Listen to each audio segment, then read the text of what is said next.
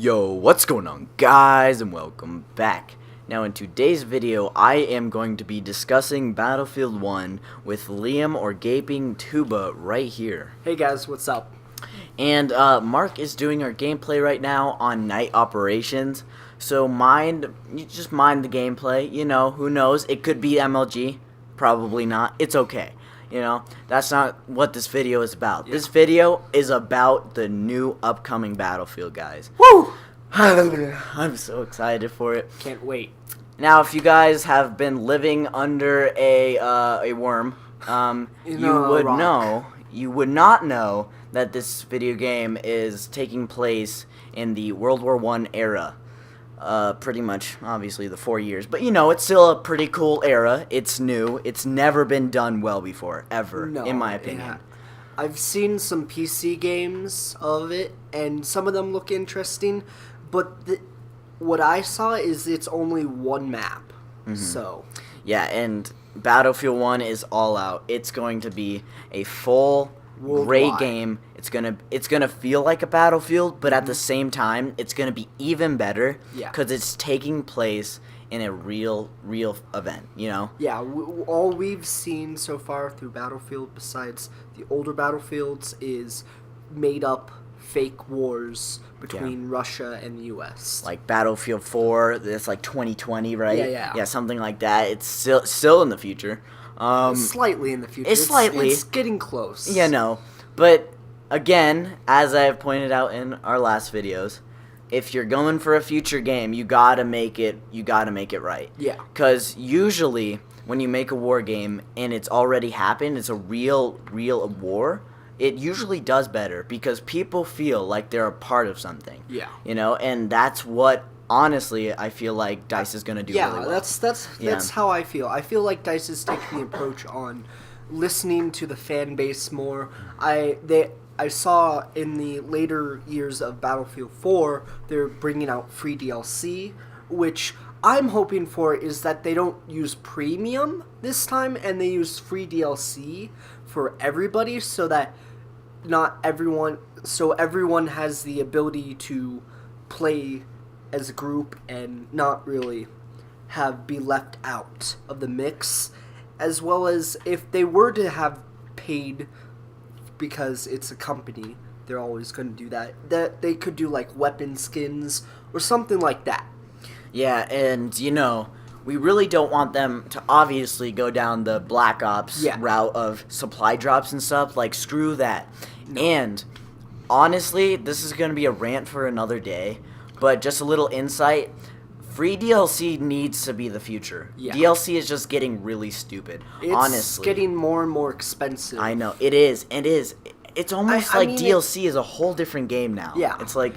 even though it may be $15, that's another $15 that you could have spent on something else rather than DLC. Another game even. Yeah.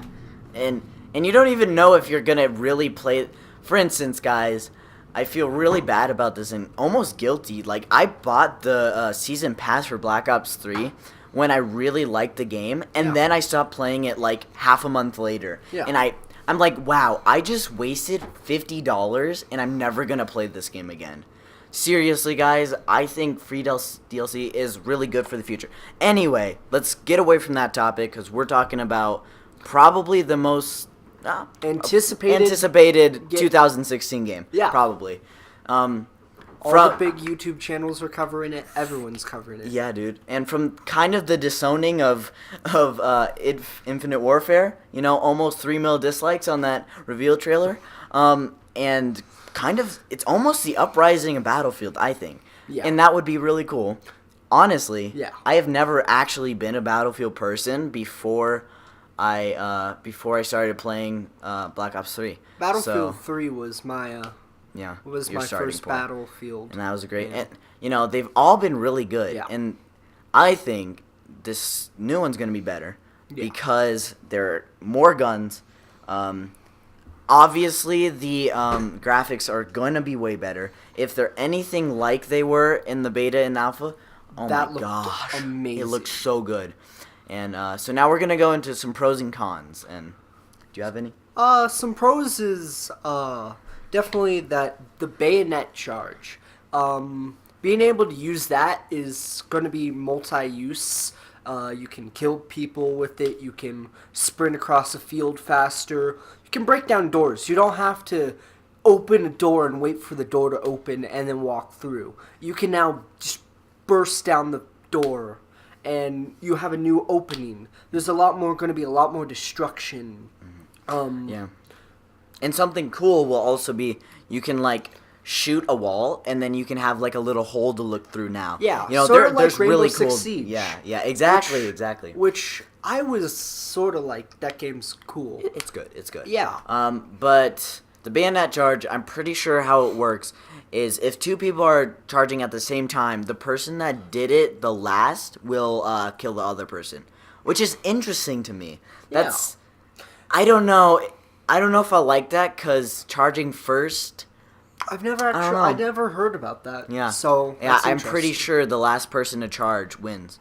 But anyway, it's really cool. Also, there's new melees in this game. They look really nasty. They're really cool. If you like gore, you're gonna like it. Yeah, improvise shovel, pretty much. This is basically, like Dice said, is the cup between modern technology, and then old tactics, pretty much. Old-fashioned fighting. Yeah, it's basically a dumb. Honestly, it's kind of almost dumber than like Revolutionary War type strategy, like just facing each other head on. Because there was Dead Man's Land. No Man's Land. I'm sorry, I haven't done my World War I studying in a bit, but. You know, if you were in that area, you were pretty much a dead man. Yeah. And it was just sprinting across that to get to the other trenches where your enemies were. And some of the some of the big YouTube channels have talked about some of the real life historical events that happened and are hoping that gets implemented into the game as well. So that you can feel what soldiers felt back then. Well, in a video game, obviously. But you'll feel more attached to the characters. You'll feel more sense of brotherhood, I think. Or sisterhood. Yeah. And also, I feel like they could make the campaign really well. Yeah. As Mark said in our previous video, I'm pretty sure in Mafia 3, there's probably going to be a bunch of soldiers, sorry.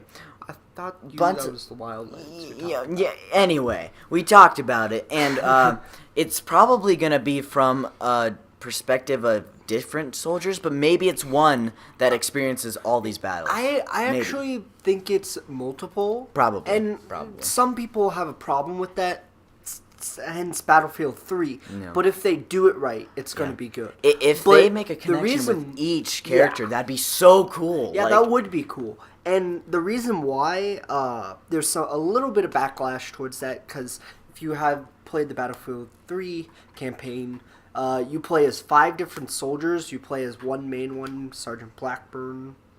Yeah. But there was a lot of backlash. There wasn't much connection there. Definitely hoping that they get that right.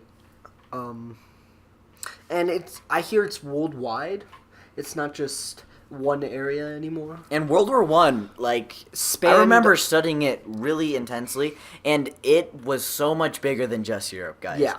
It was everywhere. It's not it just was trenches. Crazy. It's not just trenches. And I'm really excited to see what they do with horses and stuff, you know? Yeah. But anyway, I wanted to get into, basically, it's a real event, you know, and that can make this really immersive and great. And also, the multiplayer gameplay didn't look as if, you know, it would be really real in World War I, like that would take place necessarily.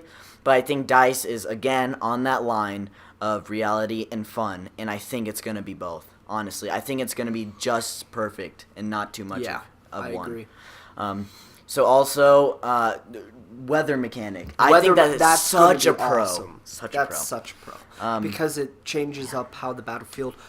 The dust on your soldier, on your gun, makes...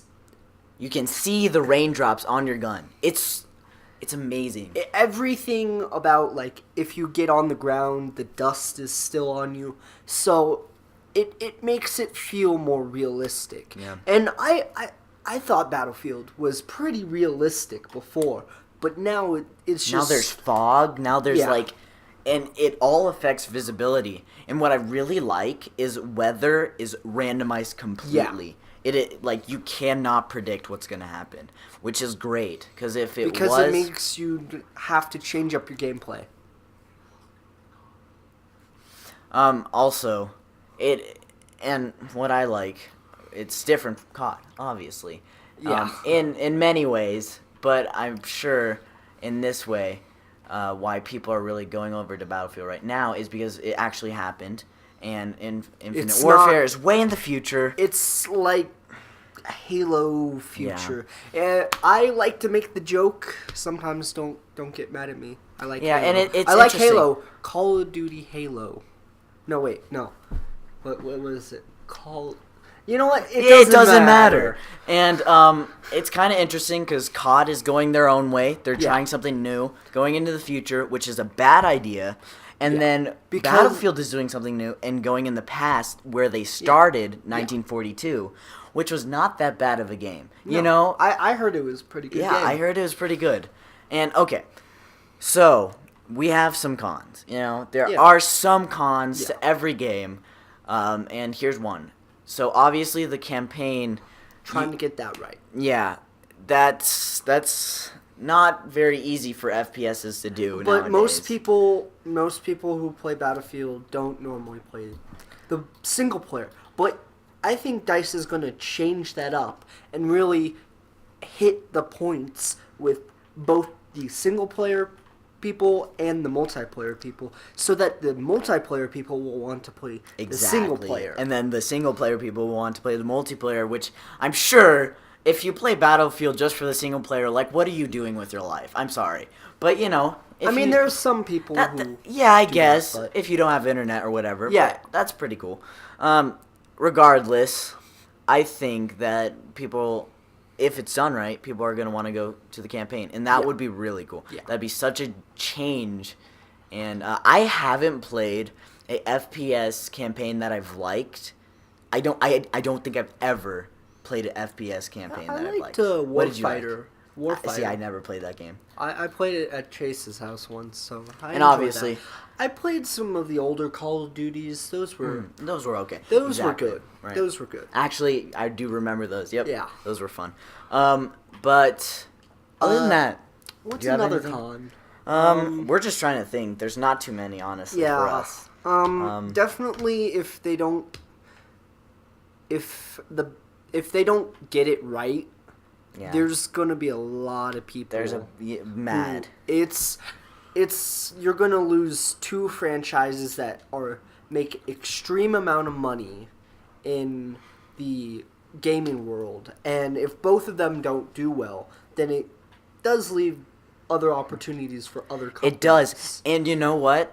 Just saying, I don't want this to happen, but if Battlefield and COD do fail, then other games will come up, and that will open up the gaming world. And that would be cool, but honestly, I don't know if I want that to happen. To be honest, most people just focus on those two companies. Yeah. I focus on any company. I have an open platter. You know? Yeah. Okay, so I think that about wraps it up. Yeah. It was a good 14 minutes. Hopefully you guys did enjoy. If you do, please drop a like. Drop that like button. Yeah, we will also include some trailers and stuff for you guys to see more. Some multiplayer gameplay, hopefully. And some reveal trailers. And hopefully you guys enjoyed, and we will see you in the next one. See you guys later. Peace.